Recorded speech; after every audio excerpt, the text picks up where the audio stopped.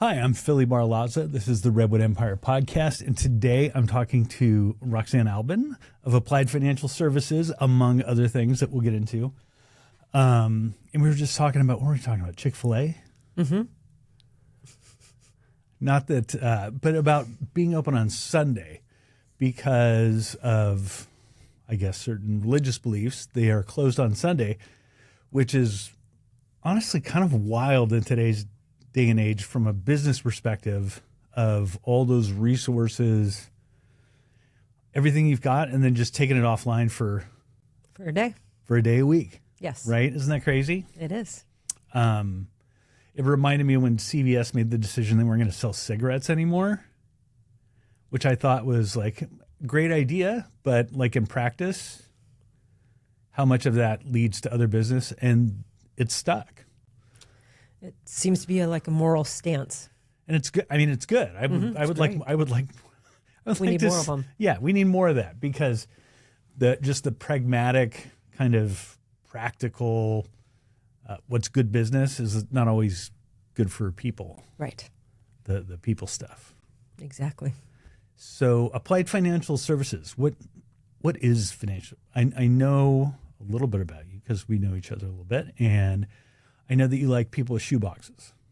Shoeboxes full of receipts and whatever else they got, but you're like a fire jumper, right?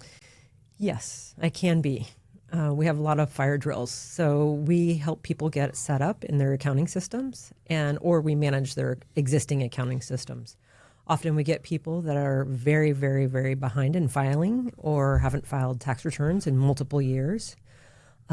Or don't have any kind of system set up in place, or perhaps they've had somebody in the role that has been the wrong person in the role and has made numerous mistakes, and they need a lot of cleanup. Right.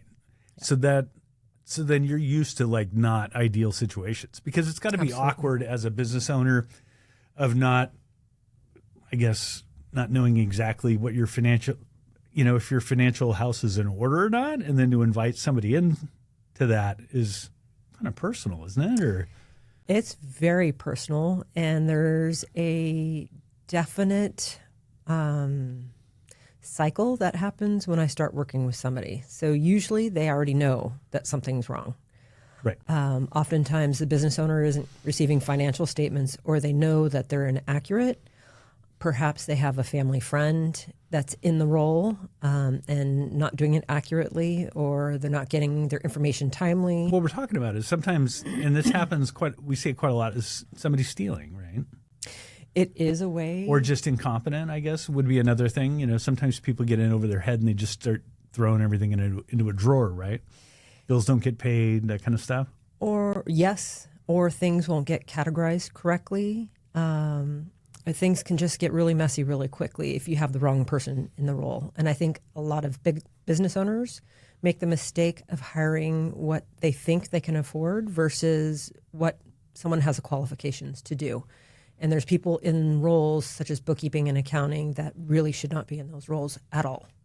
Gotcha. So tell me a little bit more about what they think they can afford and kind of the skill set they need, I guess, right? Mm-hmm. In other words, they cheap out and yes. So or try to get by or figure it's a simple business. Mm-hmm. What we do is not complicated. Right. We paint, we collect, we pay bills. I've had somebody say they just needed a human in the role to push buttons, and it's beyond that. Some businesses feel like they can get what used to be the Craigslist hire, the cheapest hire that they can get. Well, you get what you pay for. And I'm like a Craigslist husband. You're Craigslist husband? No, I'm just kidding. Oh, boy. We could go on a whole other thing on that one. I'm just kidding, yeah. No, it's a joke. Yeah. So they could get, if they get somebody that's not qualified in their role, they might. We've had people that set up financial statements that are absolutely in the wrong accounts. So then when you pull financial statements, it makes no sense whatsoever. And it takes looking into it and digging into it to see what's wrong. And cleaning up messes takes far longer than setting it up right from the get-go. And probably costs more. It costs a lot more. Right. Because it takes a lot to untangle. So, because especially I mean, typically, what size businesses do you deal with? Because I would think for somebody who's like either a sole proprietor or a couple, when they start adding employees, things get exponentially more complicated, right? And you're talking about like payroll tax deductions and and all the stuff that I would talk to somebody like Applied Financial Services about. I mean, is that something like a situation like that where somebody's deciding to take on employees? Do you meet with people about that before they do it, or do they just do it and then call you up and go, hey, by the way, we've been paying people? We get all different scenarios. And so we get people that are just starting their businesses, as well as people that have had their businesses and have made changes and paying employees under the table and not doing it accurately.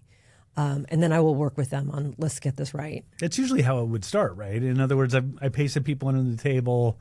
I don't know how I paid them. I don't know which account I paid them from. I paid them from my personal. I paid them from my business account. I commingled things. Yes. Oh, and then they got hurt. On the job. Yeah. Yes. Oh, God, the things that could, yeah. Yes. Which, seems to make sense at the time, but you're gonna pay more later because things happen, and yes, and if things can happen, they will happen. Yes, and especially if a person is working at a job and they're being paid as an independent contractor, and they really should be paid as an employee. If that person goes to the labor board and makes a complaint, there could be some steep fines for the employer. Especially now with like AB 5, right? That changed the game a little bit too, didn't it? It does, and it's just not. You're not saving anything in the long run. It's going to cost more. And there's actually kind of advantages to both too. Like you might be paying people as a contractor, and it might be more beneficial to have them as an employee, I would imagine. Sure, more tax deductions, definitely more expenses that belong with the business. Right. So, but the other big point is you're not unfamiliar or uncomfortable with those kind of situations. Not at all. I love cleanup. It's like telling, because honestly, I feel it's like telling your doctor that, I haven't had a salad in like 3 years, and you feel like guilty. And because, I mean, people are typically, especially small business owners, are busy doing their business, right? Because they're also a worker. They're not just directing their business. They are their business. And it's not, you would think it would just be small businesses, but it's not. We've worked with businesses from very small, so grassroots, so let's say less than $100,000 budget size annual, to $25 million companies, to individuals that have over $100 million in assets. So we have a very wide range of who we work with. And it's not just the mom and pop shop that's doing this. It's all across the board. Well, right. But the point being too that it's like, I'm a doctor. I've seen the male anatomy. You don't have to worry about we've seen it before. So don't take it personally if you feel like there's something, because these things happen. When I start meeting with clients, if I'm meeting with the clients, usually there's something that needs to be untangled or addressed, or there's growth. Well, or something's come to a head, right? They've gotten something's really gotten a coming to a lien, head. or they've gotten right. Yeah, they owe somebody something, or their books are an absolute mess, or they haven't filed tax returns in 4 years, and they have IRS notices, and they're facing a lot of trouble. Right. That's usually when I get involved. I mean, I usually start with all clients, and the ones I stay involved with are ones that need a lot more support and guidance. And the process of when people start with me, there's a very, it's almost chartable emotional process that's happened. I would say it's got to be just getting to the place of them really kind of opening, opening up and really letting you know what's going on. It's airing your dirty laundry. Yeah. Airing your secrets, airing what you know has been off. Your mistakes. Right. Or shortcomings. Or shortcomings, exactly. Not. Oh my God, it sounds like counseling, sort of. I would imagine very similar. I'm not a counselor, but I do a lot of guiding business owners to make the next right step. When I usually meet with somebody, they'll hold it more to their chest. They'll hold the information tightly. The next time I meet with them, they start divulging, okay, this is really what's going on. I'll start looking at the books. I can see what's going on. I'll ask questions. It's usually not uncommon to follow somewhat like a confessional of, I knew this wasn't right. I didn't want to push. They're a family friend. They wouldn't provide the information. And then there's they never took a vacation. Right. Then then the owners usually get very upset with themselves about where it's at. And hard on themselves, I would imagine. Very hard. Yeah. Very, very hard. And I try to encourage people that, look, okay, this is what was done in the past. Let's fix it going forward. And there's no shame in it. It's just let's fix it. Right. And it's really important for business owners to know that those records are their records. It doesn't belong to the bookkeeper, it doesn't belong to the accountant, it doesn't belong to the CPA. It belongs to the company. And if that person disappears, they have to recreate those books. So, have them or not. Have them or not. After you're created. But that's not the only thing you do. No. I mean, that's that's the work stuff. But and I already know it's a loaded question. But what's your more passion oriented projects that you do? And what's the biggest crazy person? I have a list of questions here somewhere. The biggest crazy person? No, you're a crazy person because you rescue animals. Yes. So which is a lot. I mean, it's a lot emotionally. It's a lot. Talk about putting yourself out there. It is a lot. It's something I fell into. I saw one dog on social media that was going to get put to sleep at 8 weeks old, a very little cattle dog. Like a healer? Or? Yeah, cattle dog healer. He was going to get put to sleep for being blind. And I thought, there's no way that this dog can't have a chance at life. And I drove down to Riverside and adopted him. When was this? This was about October 1st of 24. Okay. And so I jumped in my truck and went down to Riverside and went to adopt him. The shelter tried talking me out of adopting him because I don't have experience with blind animals. I told them I have experience with all sorts of, caring. What's the alternative? Having him put to sleep. I mean, okay. It seems like a no-brainer. A no-brainer. Right. Like, give him a chance. Riverside, what are you doing? Right. Just a pop down the street. Well, no, but I mean, because in a lot of cases, right? In a lot of cases, and there are certainly many situations where people are getting involved with something that they don't know the level of commitment they're making. But also, it really, if somebody's expressed an interest in caring, then they have the capacity to take that on, right? One would think. Anyway. But what a weird animal shelter that.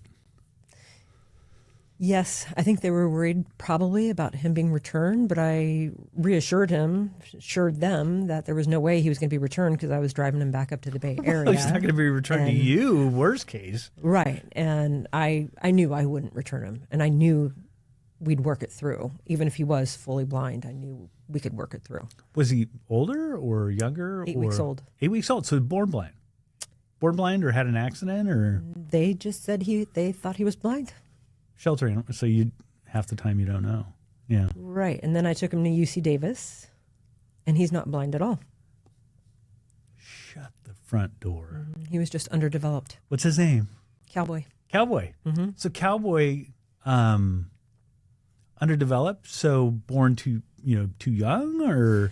No, I think he was the runt. Oh, just the runt. Got it. His siblings were keeping him away from the food, and he just wasn't developing as quickly, right. And so perhaps he was showing signs of blindness. But he's not blind at all.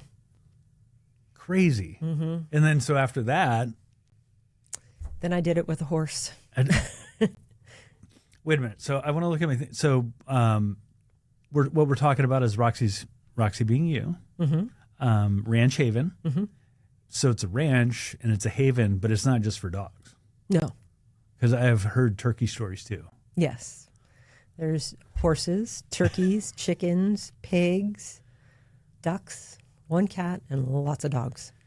And you've set it up now. Is it a nonprofit? Like this It's isn't now a nonprofit. right. This isn't just your personal project now. It's kind of Right. taken on a life of its own. It has. And I invite other people to come in, and I have different groups that come in. Right now I have an adolescent recovery center that comes in and brings their different households in. And I spend time with them and with the animals, and they get the benefit of being with the animals. And it's pretty remarkable to see them come in and smile and breathe and relax. Right. And get outside.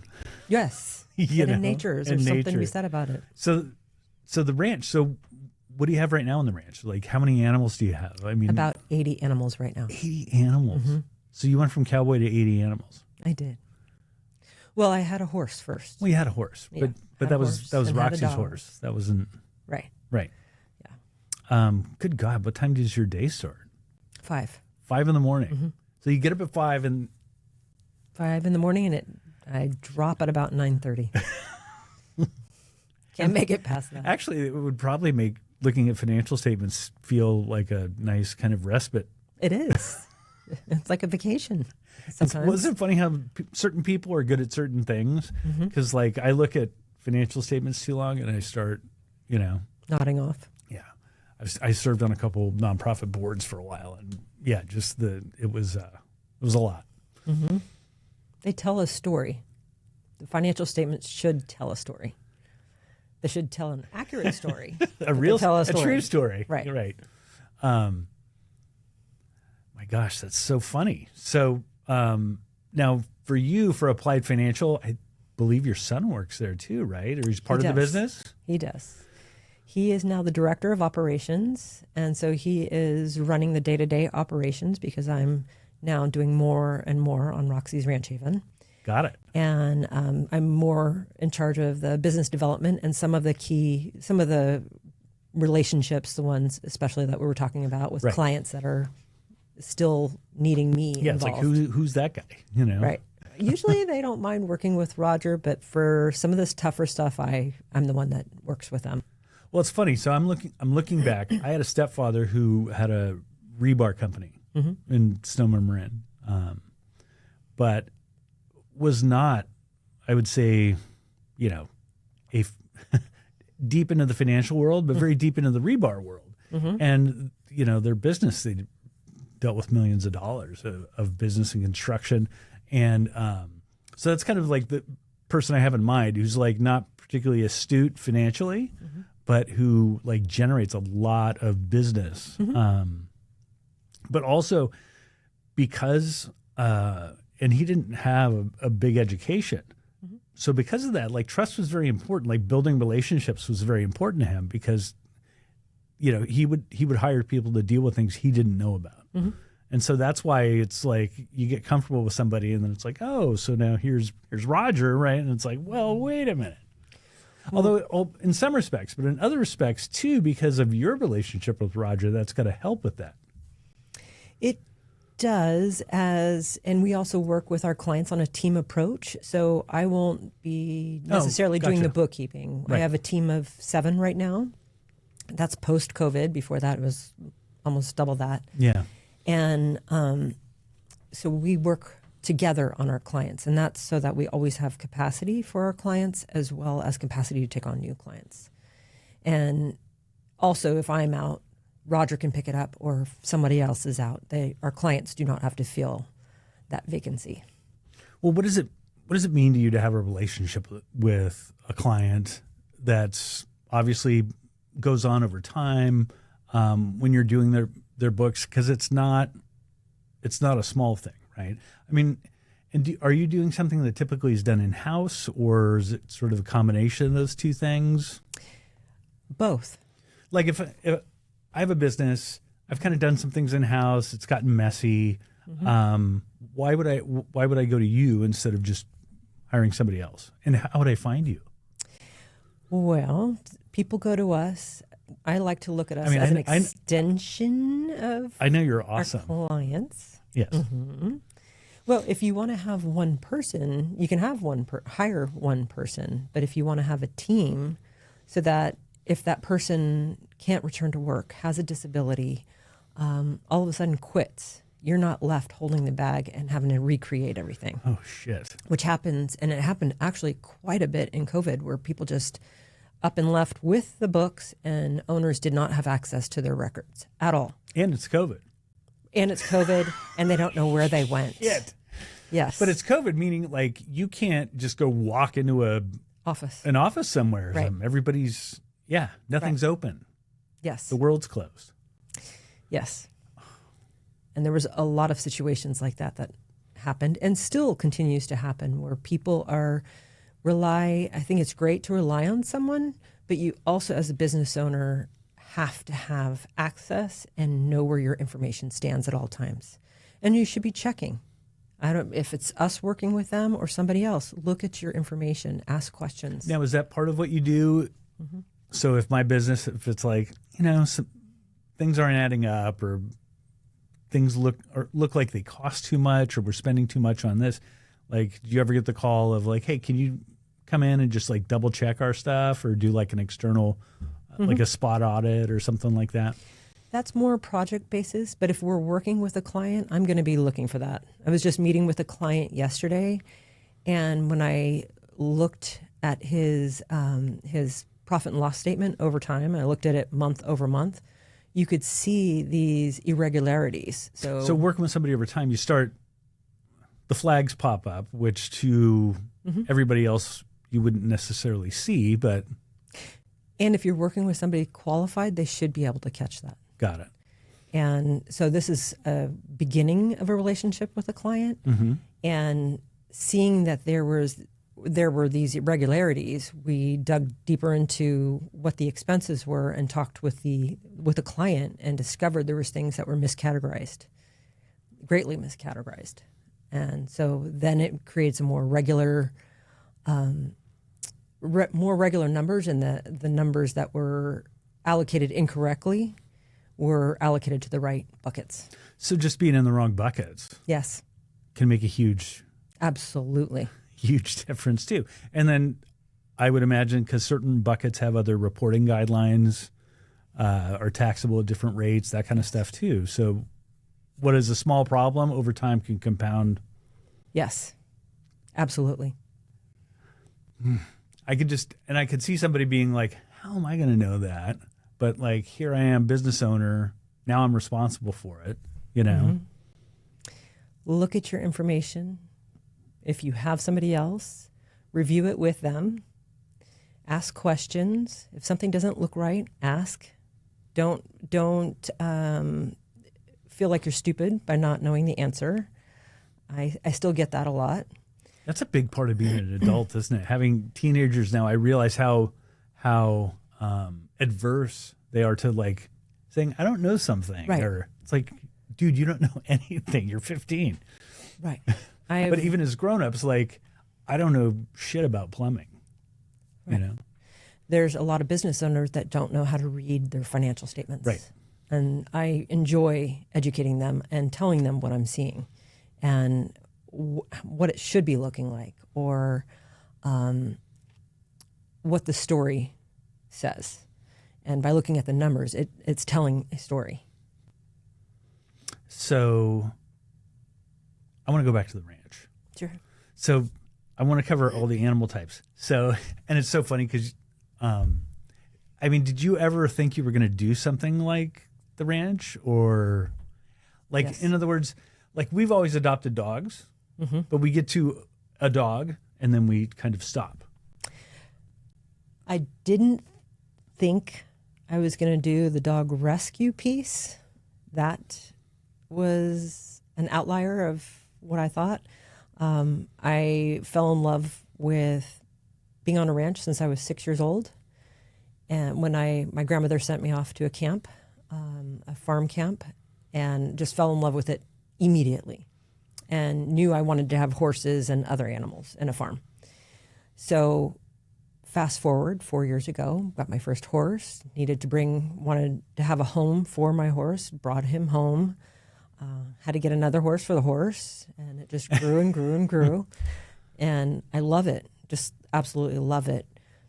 what started with Cowboy is recognizing how many dogs are being euthanized that are very adoptable dogs. And unfortunately, right now, what's happening is there's such a lack of space in the shelters that they're being euthanized for space. And so now I'm strictly rescuing dogs that are going to be euthanized. Man, and I used to work with somebody just recently for a couple years, and she would adopt the older dogs. Because a couple things. One, and the funny thing about adopting is you feel like, oh, you're taking on all this for an animal, but how much having the companionship of the animal like enriches your own life. Yes. What a difference that makes. But at first I was like, oh, I don't know if I would adopt older dogs because typically dogs that have some sort of disability. And she's like, hey, it's not a big commitment, but I get more out of helping what are wonderful, wonderful pets that somebody else doesn't necessarily want, And she's like, I get as much or more out of it being in that relationship than the dog does. That's our tagline is we rescue them, they rescue us. And it's all the way from the horses to the chickens to the dogs. And we just agreed to take on a very hard case, a dog that has been beaten really bad and had his skull fractured and leg broken and had to have a leg amputated. Those are really hard to see. And that dog will be coming home to me specifically either Saturday or Monday. And what's amazing is how resilient they are. And I never thought I'd adopt an older dog. We've gotten dogs that are as young as 5 days old that we're going to get euthanized, a whole litter, plus the mom. At Roxie's Ranch. At Roxie's Ranch. Well, through Roxie's Ranch. Right. Fortunately, we had a wonderful family that stepped up, had never fostered before, and they stepped up to foster that whole batch. Well, and I've noticed too, so, and I want to get back to that too, about that dog in particular. But like when my wife and I started adopting, our first adoption was from Marin Humane and they were terrific. And then we've noticed like a lot of it's been, I don't know if privatized is the right word, but there's a lot more fostering, it seems like now than there was. And there's like, it's become kind of decentralized. And so you help as like also as like an access point to find other people to foster, but within kind of the blanket of Roxie's Ranch, or? What we do is we pull dogs that are going to be euthanized from different shelters. And we were originally focusing on Central and Southern California because they're getting euthanized, especially the ones we focus on primarily is German Shepherd mixes.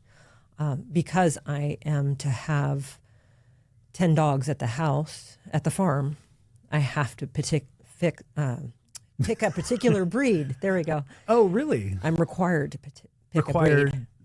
And so I said German Shepherd mixes. Well, everything these days is marked as a German Shepherd mix. So now recently we've got wind of a case in Sonoma County that was a dog that was going to get euthanized for biting in the air at another dog. The shelters are overrun with dogs. If you go and visit the shelters, like in Central and Southern California, it's crazy. When I went and got Cowboy, it was in Riverside. Right. There were multiple dogs, not of the same litter, in the same cage.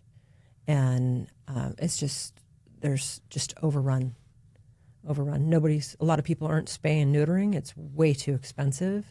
Here, up in this area, it costs about $1,000 to $1,400 per dog to get spayed or neutered. So I take 4 of them at a time and go drive to either a SNP bus. It's basically a traveling vet clinic. Right. Or now I'm driving them to Sacramento because we found another partnership. So I have to drive that ways and spend the whole day. I never thought about that. But a lot of people are not spaying and neutering. The cost of spay and neutering, how that could, like just as a hobby, like economics and and how costs of certain things create different kind of social situations. On how the high cost of spay and neutering can lead to like tons of animals. Right. Yeah. And the shelters are absolutely overrun, and they're having to wipe That's out. awful decisions too for them, because they don't like. I don't think anybody likes euthanizing animals. No. And one thing I learned this year that was just a staggering number is right before 4th of July, a lot of the shelters were euthanizing 30% of their population because they had to get ready for all the stray intakes. And that's staggering, just staggering. And all ages. They're not just old dogs. They're not just dogs with disabilities. These are young dogs. These are fully abled, no medical issue dogs, non-behavioral issues. But like to spay or neuter a pet is, you said $1,200. $1,000 to $1,400. $1,000 to $1,400, and obviously depending on where you're at. Right. And that's not even All right. So we have found Sacramento SPCA. It costs us up to $400 a dog, so it's worth it to take a batch of dogs and to go there. Unfortunately, it takes the whole day, but fortunately, then we insure and we pay ourselves for the spay and neuter because we don't want to contribute to that problem. Right, which says even more about like what you're trying to do, because you're taking on the costs on the on the front end, right? Yes, for sure. Man, that's got to be hard. So, I mean, you get attached to dogs too, right? Yes. How do you deal with that? I look at it as like there's some that come through the ranch and some that go directly to fosters. If we have fosters, we've had some amazing fosters who have done, 4 or 5 months. One thing also unusual about us is we allow the dogs time to decompress. So they come out of the shelters. They've been in a very loud environment, often packed with dogs they don't know. No, it's crazy. Right. And it's just an insane amount of noise. And it's in a very sterile environment. And I know the volunteers at the shelters do absolutely the best. It feels like rehab. Like you get out of the shelter and like they can come be outside and, decompress. They need time to decompress. They need time to get back into their own personalities. And it's so beautiful to see them just come back to themselves. I have one that I picked up a week ago, and she wouldn't walk. She refused to walk at this shelter, so she was going to get euthanized because sometimes they just absolutely come undone, and they can't handle being in the shelter. And this poor girl, she would not walk. This was in Martinez, and someone reached out to me and asked me directly, like, please, she's out of time. So I agreed to help her, and they carted her out on a crate. And it was a half of a crate, and they would put this crate on top of a dolly and wheel her around in it. As they were wheeling her. Oh, crate, right? Because I'm thinking a dog crate, but some of them are like some are like half of it, the bottom half, right?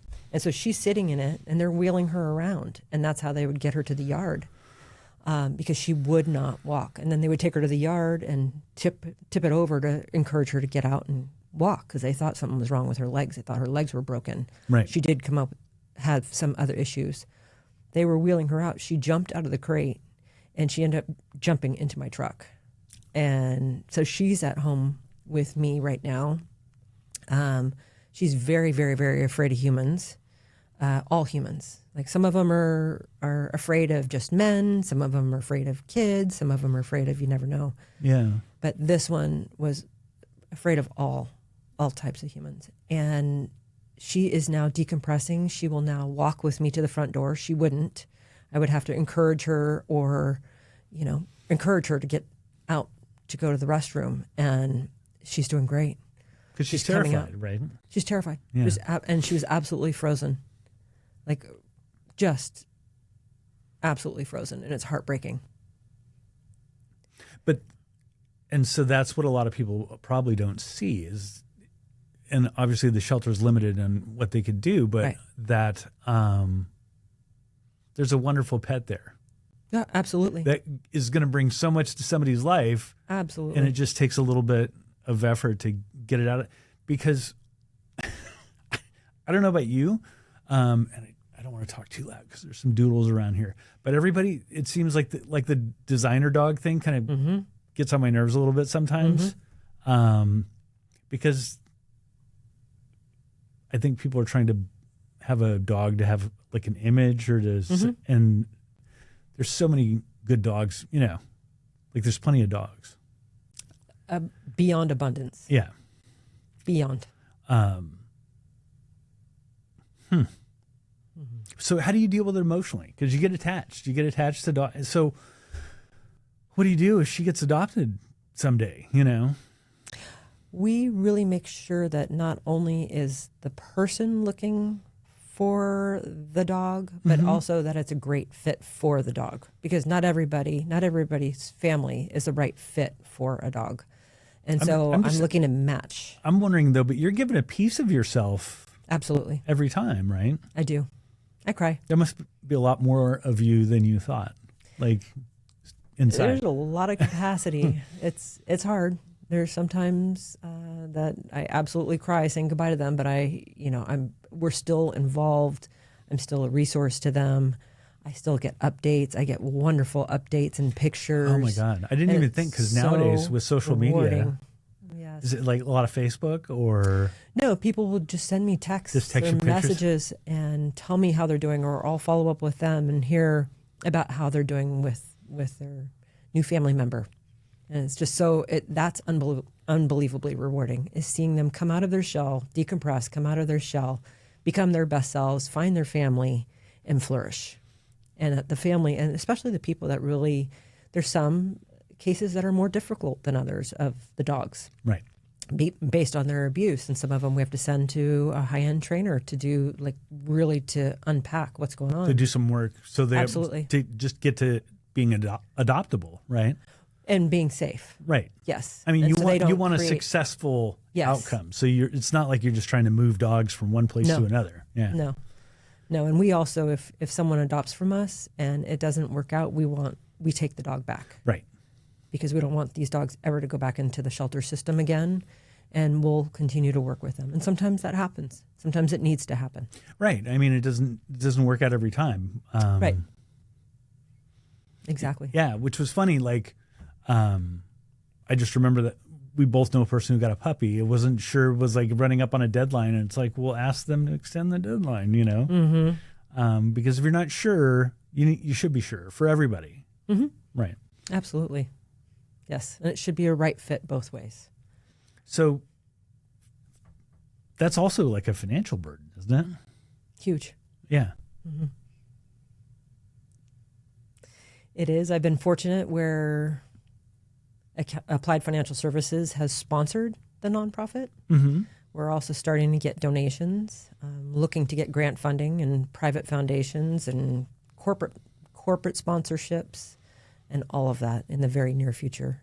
And it needs to happen because one medical case. Oh my God, it could wipe you out. It has. I mean, as far as like the budget for I don't mean it can wipe out the budget for the entire nonprofit. Yeah. We've had a case of distemper, a very sad case of a 7-month-old dog, and we rescued him and his 2 sisters. He ended up getting distemper. Didn't see that one coming. And we did everything we could. We tried to get him treatment, and he ended up getting adopted by his foster, which was a beautiful story.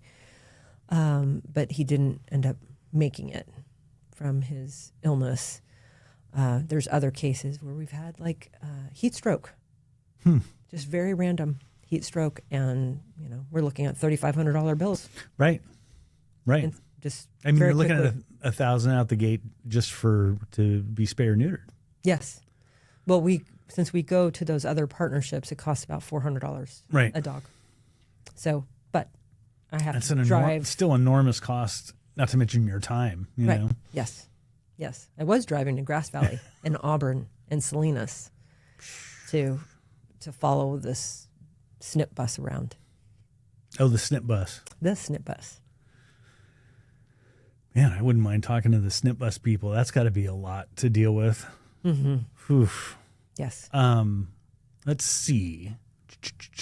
So, getting back to Applied Financial, is there any, like, do you remember any, like, story that stands out of somebody, and I don't want, no names, I want no names, no dollar amounts specifically, but where somebody had kind of like gotten into trouble, and how did you connect with them? How did it all happen? Oh, there's got to be so many stories. There's many right? stories, but I would say one of the most impactful ones that I will carry with me is when I'm working with people. You never know what they're going through, right? And it's much more than about the numbers. There's many reasons why one doesn't get their financials done, or doesn't get their information updated, or doesn't provide the receipts, or don't provide the access. Maybe they have a sick child at home. Maybe they have a mother that's dying. Maybe they have something else that's going on. And I was working with a nonprofit, because we work with nonprofits as well. And we were working on the financials, but then all of a sudden, one of the siblings, it was 4 siblings that were the directors of this nonprofit. And one of them sadly got cancer and died relatively quickly. Well, this person was like the head of this nonprofit. There was no succession planning. And with that came a lot of strategic moves that had to happen, as well as shuffling around and realigning and staying with, the feet firmly planted on the ground to keep the ball rolling. And having those conversations with that family and helping guide them through it was extremely impactful and very rewarding. And the rewards don't always come in financial, but just the ability to help somebody walk through a difficult situation like that. And especially in the case of a nonprofit who's helping others as well. That whole resource can collapse. Yes. Yeah. Yeah. Because, but it can't be easy for people to ask for help. No, because they're often worried about disclosing what's really going on. Right. But there's a freedom in when you disclose what's really going on. You can make it better. You can, right. If you're working with somebody that can help you. There's no other way out. Right? You can't. There's other ways out of just not disclosing it and continue going down the same path. Could you help someone say fake their death? I'm thinking of other ways out. No, not that kind. Oh, okay. No, but no. I mean, but a lot of times, like, you've got to, it's at some point things aren't going to get better until you like take your medicine and kind of admit certain facts, right? Right. That if you look at it, okay, rip off the Band-Aid, take a look at it. And sometimes it's worse than you think, but the process isn't as bad as you thought. It can. It can be.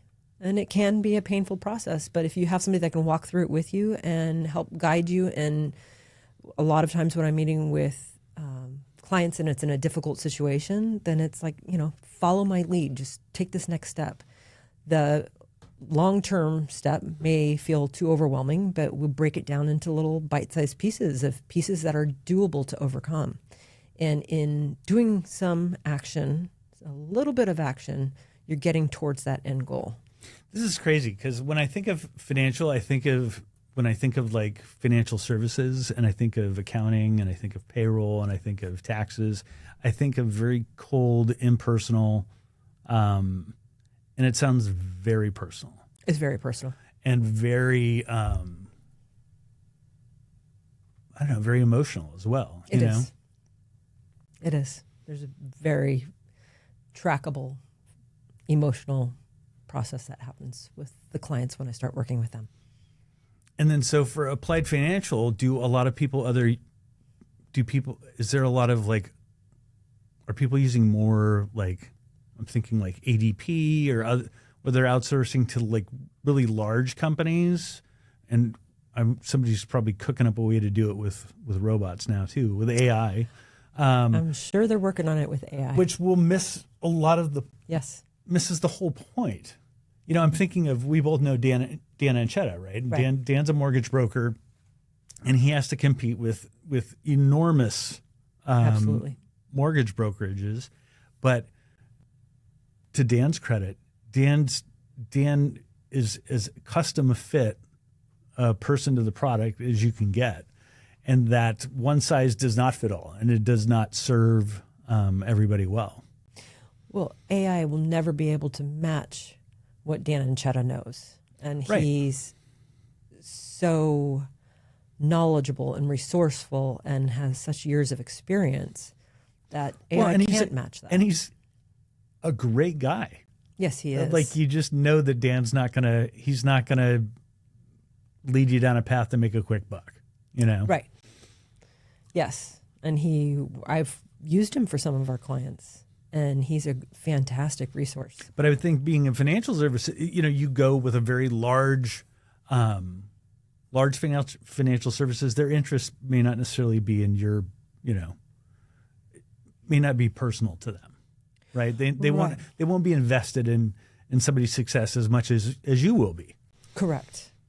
My Because son worked for a getting place back like to that. the line item, whatever, It was more turnkey, more get this done, more turnover, this volume. No, we're very much about what do our clients need and helping our clients where they're at. So, and we were talking about the pandemic. What's funny is you said you had a full office and staff, and man, the pandemic so getting to a financial situation, I would imagine, like, post-pandemic, things have changed as well, as far as where people are spending their money, in expenses, right? Because it used to be like, structures and everybody working in the office. And now there's a lot more shared resources, and there's people working, doing their jobs from home, either hybrid or remote. People hiring, do you mostly do business in the North Bay, or? we are Like, a lot of opportunities and change has come about because of the pandemic, and remote work and Zooming and. exactly. Yeah. We work predominantly remotely, except for I go on site with some of our clients. Post COVID, I never thought we would be a full remote office, and now we are. And I see it a lot now that first during the pandemic, everybody went remote. And then now there's this big push to be hybrid, or for people to go back into the office. I've always said, bosses want a boss too. Yes. I mean, They want to see. Right. You Yes. can't, you can't get that kind of, anyway. Like, remote doesn't always cut it if you want butts in chairs paying attention to what you're trying to say. True. And there's a lot of people, I don't unfortunately. know. I think it might still work remotely. But anyway. I think it does if you have the right. Right. If you have a person with integrity. Right. I'm saying, for some white men are gratified by having groups of people stare at them and listen to what they say. I don't know. We'll cut Can't that. speak for the white man. I'm a white man. No, I can't speak. I know. I'll cut that part out. But, like, some people have egos that need Yes. to, or I would say some, and this sounds so condemning, and it's not. I think certain people are successful because of certain character traits, but which also require other kind of stimuli, and remote work doesn't always provide that. So No, and there's a lot of distractions. There are a lot of distractions in this world. Well, there's from social media. the hot dog on the power drill. Oh, constant. It's So I was working with a third-party administrator when the pandemic hit, and they were a customer service, and they went from 30 people in the office to nobody, and everybody was working remote. And there were some people that self-identified as not particularly good employees, because but what's funny is 30 people, they had a huge building in Alameda. And all of a sudden they're like, why are we spending money on this? We could put everybody at home with a computer. Everybody that was working there was driving, an hour plus commute, and talk about a win-win for everybody. And so, they set up everybody at home. Some people would just not deal with customers and kick them back to the queue. And and goof off, and it was easy enough to find out. But far and away, it was just a huge win-win for everybody, to where they didn't obviously reopen the office, not the size that it was. Yeah. Right. Yes. That's like us. We had that beautiful 3,000 square foot office space, like we were talking about before, with a extended copier lease and the phone system. You have to have all the stuff in the office, right? Yes. When everybody's in person, you need all those things. And all of a sudden, it was time to get rid of the office. Right. And paper, Yes. I remember, like so many people, we refinanced during the pandemic. And it was, sitting in the garage, and this long table. We had both ends of the table, and just how the world, I think so many things accelerated, Zooming, Yes. signing of documents, all that stuff. All the e-signature stuff. All the e-signature stuff, like the processing of stuff has gotten a lot more technical, I guess. Yes. But like papers, or like imaging, like people aren't storing, they're storing data now instead of just storing warehouses full of banker boxes, Exactly. Which has its pluses and minuses, I think. Right. Well, it's better than microfiche. Yes. Boy, you're really dating yourself. Well, I used to work in this union office, and we'd have people's pension records were all in what was it? I forget what they call it. Microfiche? Yeah. Right? It was like, what were the... Like little plastic cards with like holes in them? super tiny, the tiny pictures, and you had to put them in the machine and magnify them, and they had zones, and I mean... It's like scanning, but to a very physical, and shooting it down into a small image onto a plastic object. Onto a plastic. Oh, yes. So crazy nowadays to think about. Where did all those go? Right? But I mean, because records got to be kept. They do. They tell a story.